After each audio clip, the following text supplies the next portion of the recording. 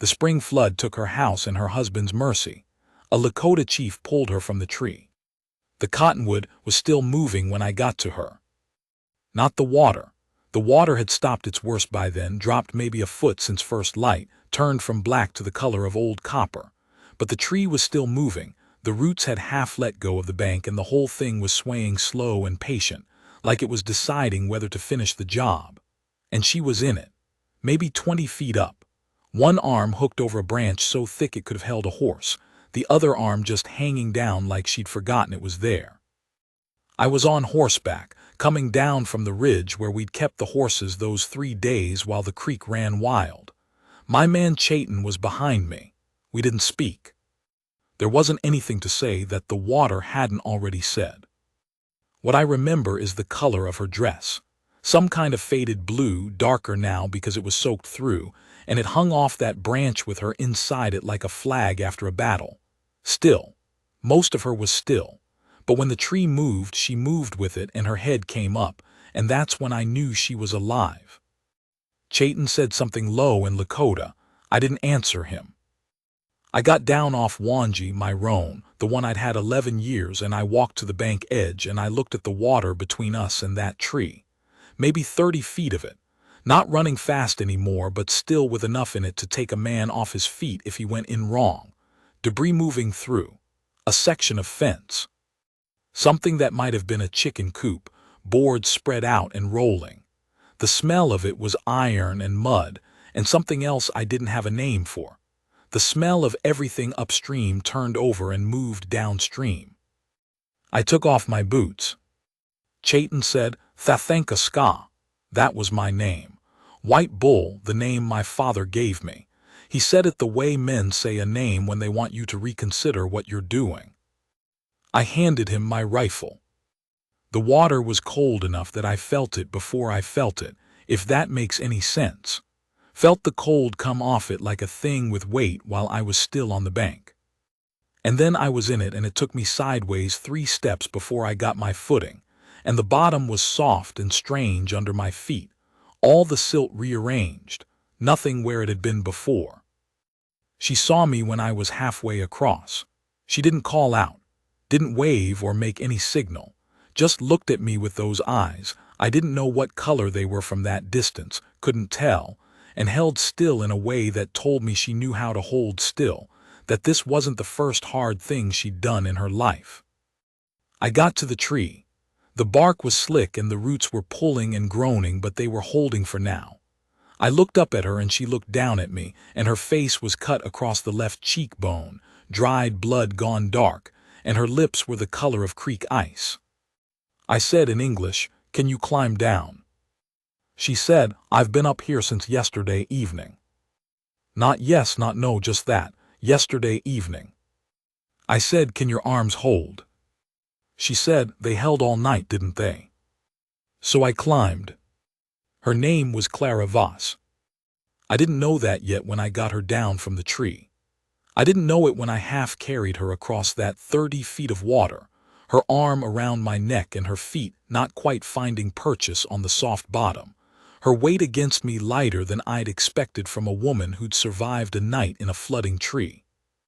I didn't know her name when I got her to the bank, and Chayton took her other arm, and we walked her up the slope to where the horses stood, and she sat down in the mud and just looked at the place the water was still covering, at the foundation stones still visible just above the surface where a house had been 2 days before.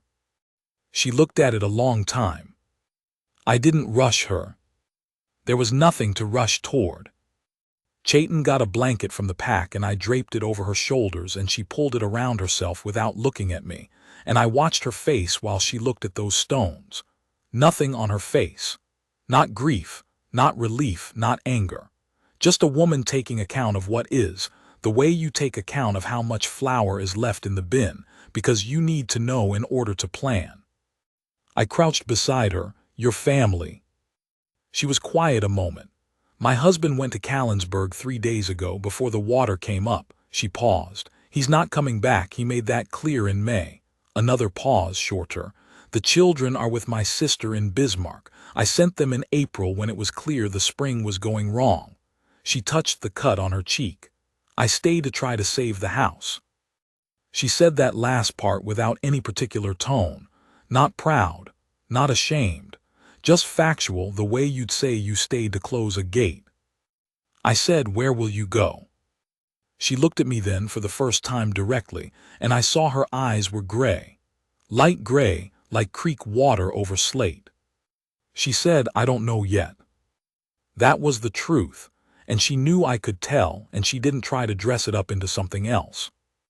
Chayton had my rifle back to me, and he was looking at the sky, the way he did when he was waiting for me to make a decision he'd already made himself.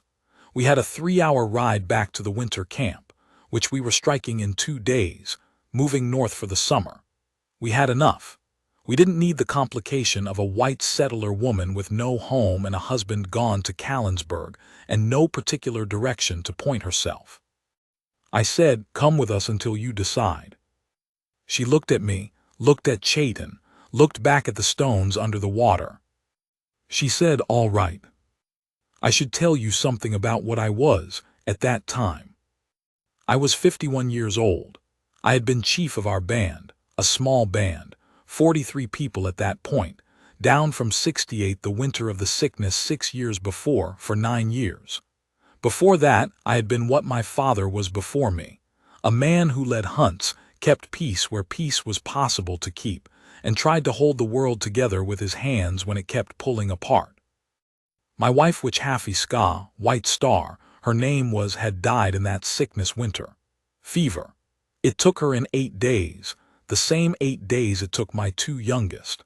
My oldest son Wachenka was 17 then, and we looked at each other across her grave, and neither of us spoke for a long time because there was nothing to speak that didn't already hang in the air between us. I had not been a man who stopped moving. You don't stop moving when you're responsible for 43 people. You just hollow out somewhere in the middle of yourself and keep moving, and the hollow becomes ordinary. You stop noticing it. You forget what it felt like when it was full. I want to be honest about this, because it matters for what came after. I was not a broken man. I was not weak or finished or lost. I was good at my work. My people were fed, and the decisions I made were generally sound, and the men and women who followed me did so because they chose to, which is the only authority worth having. But inside the part of me that had been which Haffy Ska's, inside that particular hollow, there was nothing, had been nothing for 6 years. I had come to think there would be nothing there until I was in the ground myself. That is who I was when I pulled Clara Voss down from a cottonwood tree. She rode behind Chayton, which was practical. I needed my hands for the trail, which was mud-slick and uncertain after 3 days of high water. She sat straight on the horse. She didn't hold on to Chayton's jacket at the rough patches the way someone afraid of horses would have done. She sat in a balanced, unsentimental way that told me she'd been on horseback most of her life. We got back to camp near midday. 43 people and 43 pairs of eyes on us when we came in. My people were not unkind, but they were not accustomed to receiving white settler women from flood trees, and there was a careful, watchful quality to the camp that I recognized as people deciding what to think. My Aunt Wapei Zai, Yellow Leaf, 72 that spring, small and fierce as a hawk, came out of her tipi and looked at Clara Voss for a long time. Clara looked back at her. Neither of them spoke. Then my aunt went back inside and came out with a pair of dry moccasins and set them on the ground in front of Clara and went back inside without saying a word. Clara picked up the moccasins and looked at them. She said quietly, "Should I put these on?" I said yes. She sat down right there in the dirt and pulled off her ruined boots and pulled on the moccasins. Her feet were white and wrinkled from the wet and the cold, and she didn't make any fuss about them. She laced the moccasins, stood up and said, "Is there somewhere I can be useful?" 3 days she stayed. The first day she stayed in the periphery of things, not invisible but not inserting herself. She helped the women break down the tipi poles and bundle the hides without being asked, watching first to see how they did it, then doing it the same way. She was strong. I noticed that. The kind of strong that comes from years of physical work, not from trying to appear capable. My aunt watched her all day and said nothing.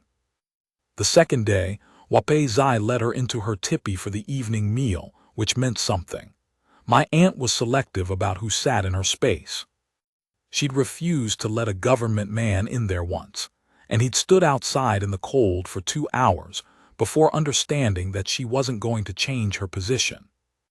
That evening I walked past and heard Clara's voice inside, and then my aunt's, and then what I thought was laughter. My aunt's laugh, which I hadn't heard since the sickness winter. I stood there a moment, then I walked on. The third day she found me at the edge of camp, where I was checking the pack lines before the move north. She said without preamble, "I've been trying to figure out where to go." I kept my hands on the line I was checking, and my sister's house in Bismarck is a 2-room soddy with 6 people in it already. My children are there, but there's no room for me to stay and be anything but a burden. My husband's people are in Callensburg. I'm not going to Callensburg. She said that last sentence plainly, no anger in it, the way you'd say you're not going to walk into a fire. I have a brother in Fargo. We're not close. I have $14. I looked at her. She said, "I'm not telling you this so you'll feel sorry for me. I'm telling you because you should know what the situation is, since you've taken responsibility for me for 3 days and you've been decent about it, and I think you deserve an honest account." I'd had men who couldn't manage that, who couldn't give a plain account of a situation without making it larger or smaller than it was. She gave it to me straight. I said, "What do you want to do?" She was quiet a moment, looking north the direction we were heading. She said, "I want to be useful somewhere. That's the only thing I know how to do that makes the days make sense." She paused. "Do you need a woman who can work?" I should have said something careful, something that acknowledged the complications. Our band was in a precarious enough position without adding a white woman to it, and I knew what the government men would say when they came through next and she was there. There were 100 practical reasons to say no, or not yet, or let's find you someone in town. I said yes. She moved north with us. The first week she was simply useful in the way she said she wanted to be, cooking, mending, learning where things were and how they were done, working alongside the women with that same quiet, unsentimental competence. She made mistakes. When she did, she didn't apologize elaborately or look stricken. She just corrected them and moved on. People noticed. Not with warmth, not yet, but with a kind of watchful respect that was its own thing. My aunt liked her. That was strange and not strange at the same time. Wape Zai had been skeptical of almost everyone for 30 years, since the death of her husband, and she did not change easily. But something in Clara's plain-spoken way fit some notch in my aunt's character, and by the end of the first month they had developed a way of communicating that was partly signs and partly mispronounced words from both languages, and mostly some third thing that belonged to neither of them. I kept my distance. Not because I didn't see her, I saw her. I saw her in the morning when the camp was coming awake, moving with the quiet efficiency of someone who woke before light, which I recognized because I did the same. I saw her in the evenings when she sat with the older women and let my aunt tell her things, stories mostly, watching my aunt's hands and face for the meaning when the words didn't land.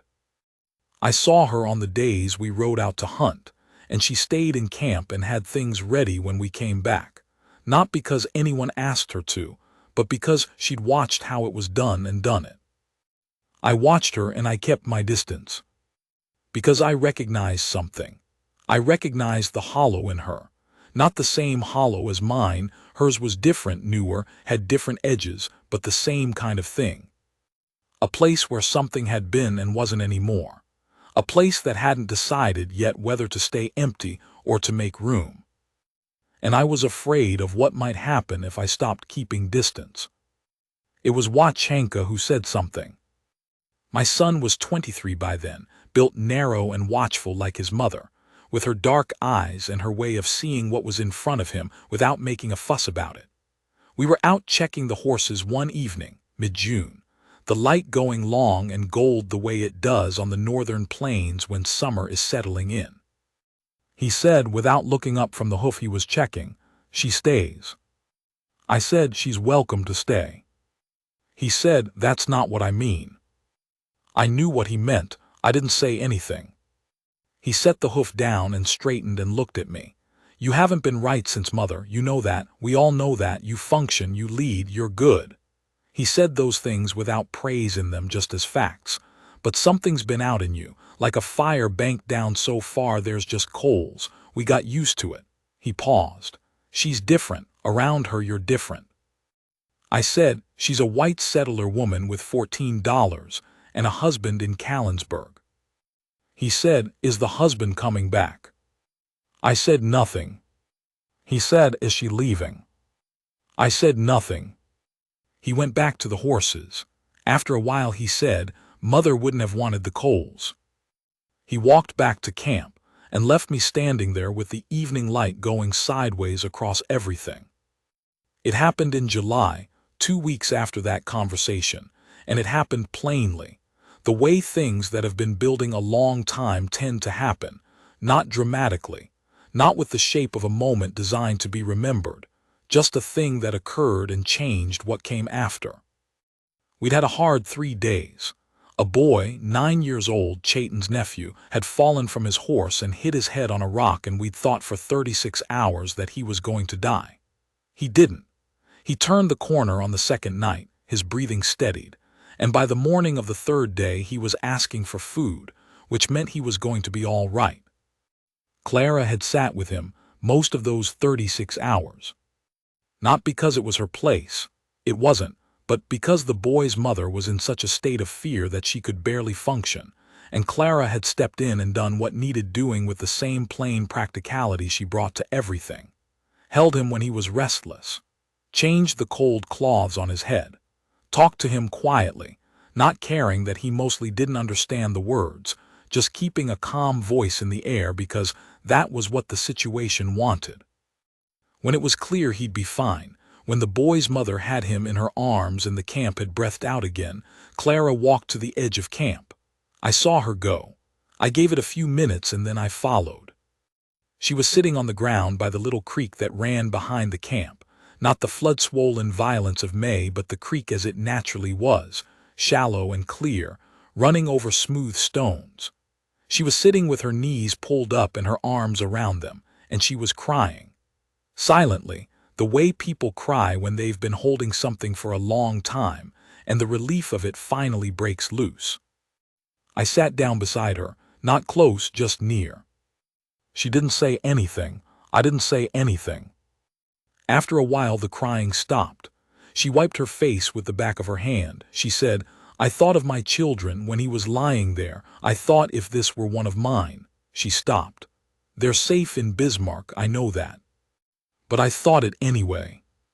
I said, "That's what parents do." She was quiet a moment, then she said, "Do you have children?" "A son, Wachenka." "I've seen him. He has your way of looking at things."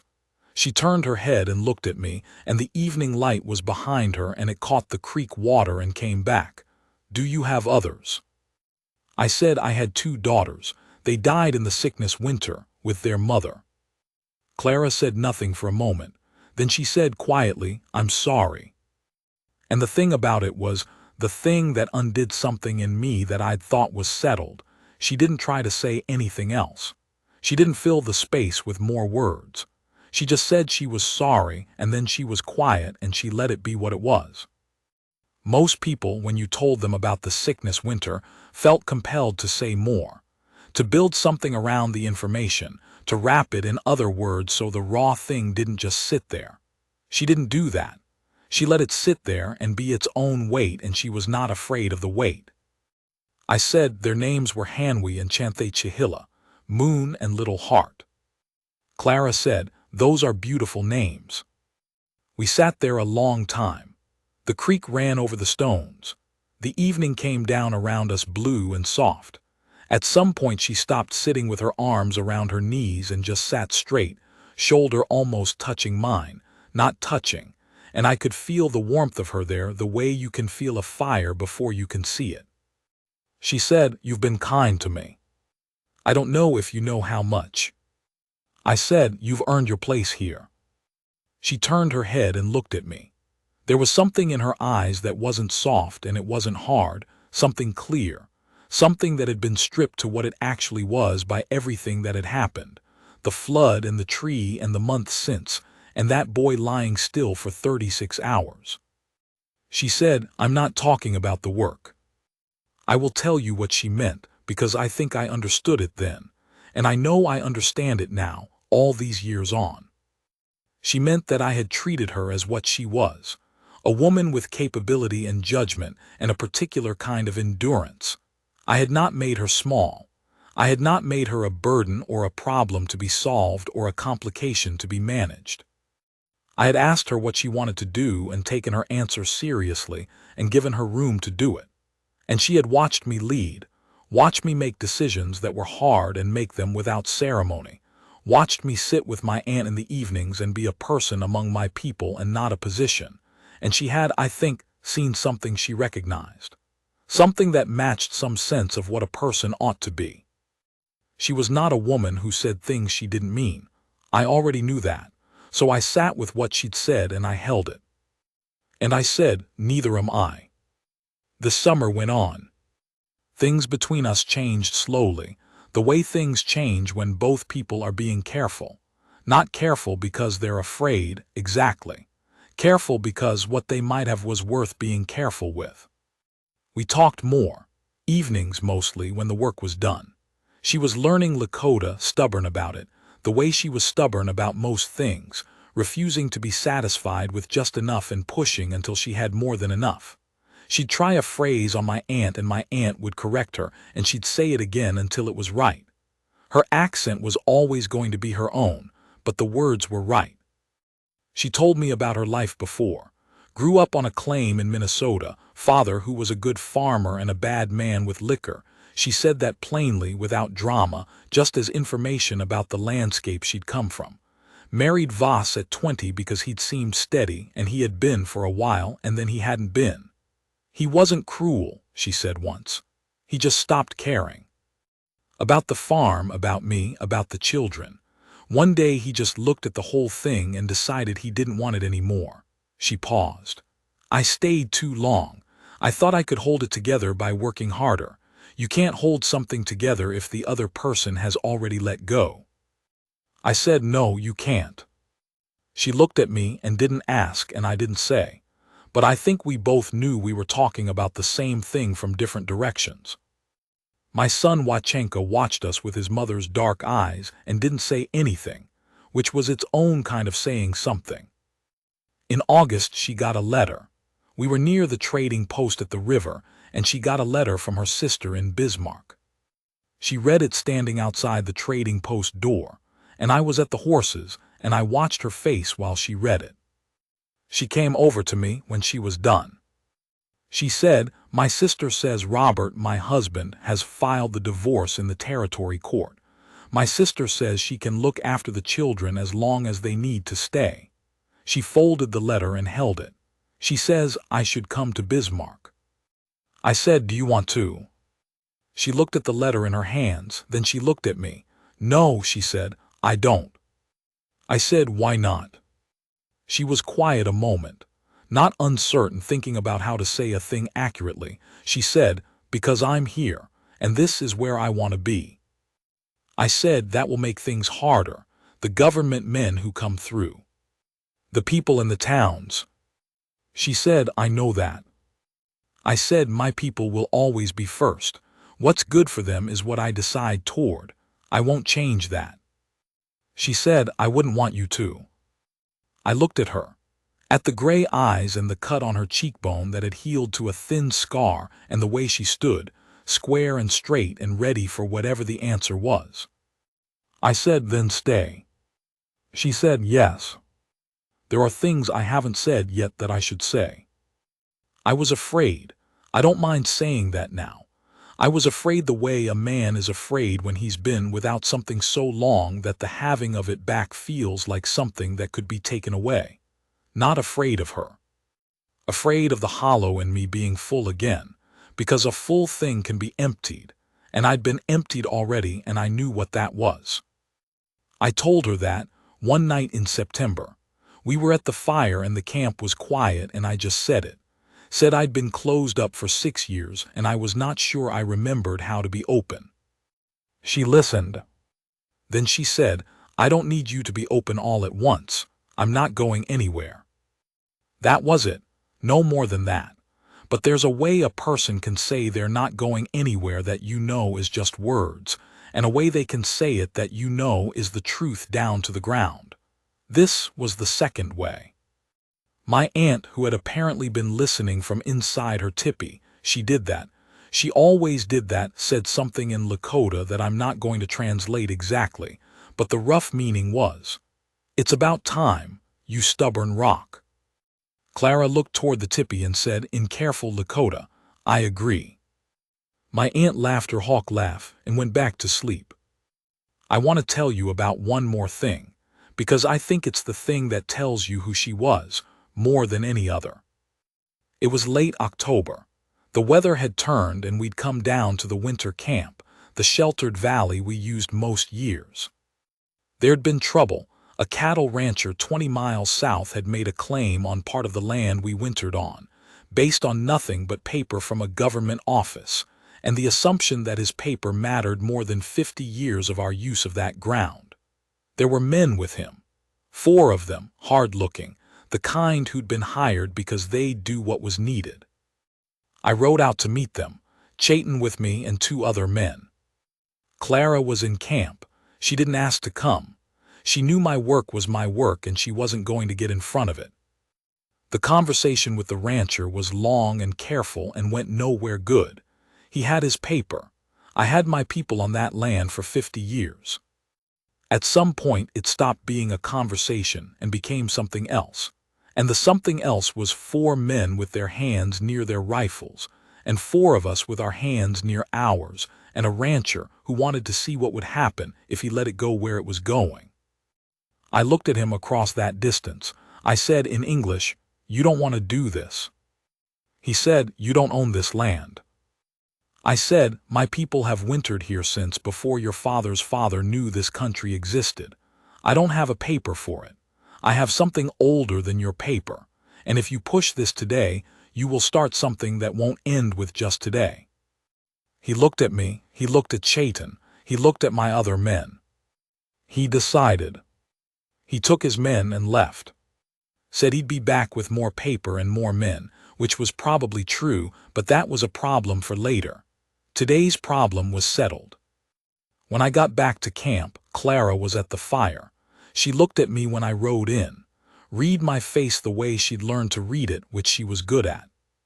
She said, "Everyone's all right." I said, "Everyone's all right." She went back to what she was doing. Didn't ask for details I hadn't offered. Didn't make a fuss about the fact that I just talked 4 armed men into leaving. Just accepted that the situation had been handled and moved on. Later, when we were alone, she said, "Were you scared?" I thought about it. Honest answer, no. She looked at me. "What were you?" I said, "Ready." She was quiet a moment. Then she said, "That's what I thought."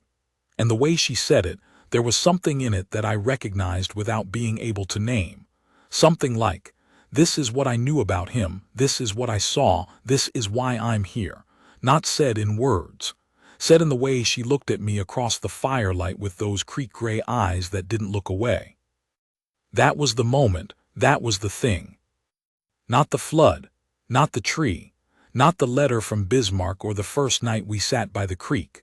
Those were all parts of it, but this was the moment I felt it land fully, what she saw when she looked at me.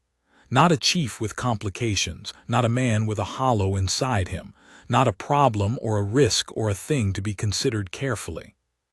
A man she had chosen, a man she saw. I reached across and took her hand. She turned it over and held mine back, and we sat there with the fire between us and the cold outside the fire, and the whole winter camp settled and breathing around us. I'm an old man now. She's 63. Has her mother's face, the way women get their mother's face when they get older, but the eyes are still those creek gray eyes, still the same. She walks with a slight hitch in her left knee from a horse fall 8 years ago. She gives my aunt's laugh now, sometimes, the same short hawk sound. And when she does I look up because for a second I expect to see Wapei Zai standing there, which is not possible since my aunt died at 91, 4 winters ago, and at the end she had Clara's hand and she was calm. Her children, Clara's children from the first marriage, the ones she sent to Bismarck, they're grown.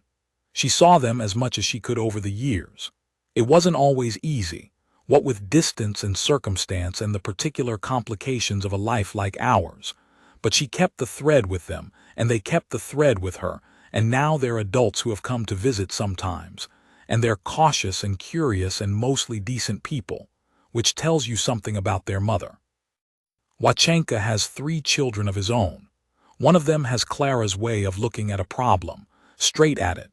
No flinching, no drama, just here is the thing, here is what it is, here is what we do about it. I think about which half he ska, I always will. My son was right that she wouldn't have wanted the hollow, and I think he was right, and I think she'd have looked at Clara and seen something she'd recognize. That same quality, the thing I'm trying to put words to, the kind of bone-deep steadiness that doesn't require an audience. White Star would have known it. She had it herself. The land, in the end, the rancher came back with his paper, and there were government men, and there were years of hard negotiations that I won't tell the whole of because it would take as long as living it did. We kept the valley. Not easily, but we kept it. There's a cottonwood down at the south end of the valley. Big one. Been there a long time, maybe 100 years. Roots like cables, thick old bark. You couldn't flood that tree out. I showed it to Clara once, years ago. Told her it reminded me of the tree I pulled her down from. She looked at it a long time. Then she said, I'd have gotten down on my own eventually. I said, I know. She said, but I'm glad you came. She was standing beside me in the shade of that cottonwood, her shoulder against mine, and the sun came through the leaves and made its patterns on the ground. And I looked at her profile, that healed scar on her cheekbone, the gray in her hair, those eyes, and I thought, here. This is what full feels like. Not soft, not small, just full. A good woman who chose this, who saw what I was and chose it. Not because she had to, not because there was nowhere else to go, because there were places she could have gone, Bismarck, Fargo, back to Minnesota, any number of other lives. But because she looked at what was here and decided this was the life she wanted. That's what a man doesn't know he needs until he has it. Not to be rescued, not to be told he's remarkable, just to be seen, plainly, clearly, without decoration and without reduction. To have somebody look at what you are, the hollow and the fullness, the competence and the grief, the things you've built and the things you've lost, and say, yes, this, I choose this. That's the thing the flood gave me finally, when it took her house and left her in that tree, waiting, not because it was kind. Because that's how it goes sometimes. The worst thing turns out to be the door. I'm standing at the fire tonight. Clara's inside. I can hear her and Wachenka's oldest daughter talking, Clara telling her something, the girl laughing. That laugh will be in this valley long after I'm gone, long after Clara's gone. The way things get passed down, not by instruction but by proximity, by watching, by being near someone and having their particular way of being in the world get into you without you noticing. I'm going to go in now. The night's cold and the fire's good, but what's inside is better, and I know it, and I don't take that for granted. Never took it for granted. Not once, from that first evening by the creek when she didn't fill the silence with words that didn't belong there, to tonight, to every night between. I put my hand on the door and I go in.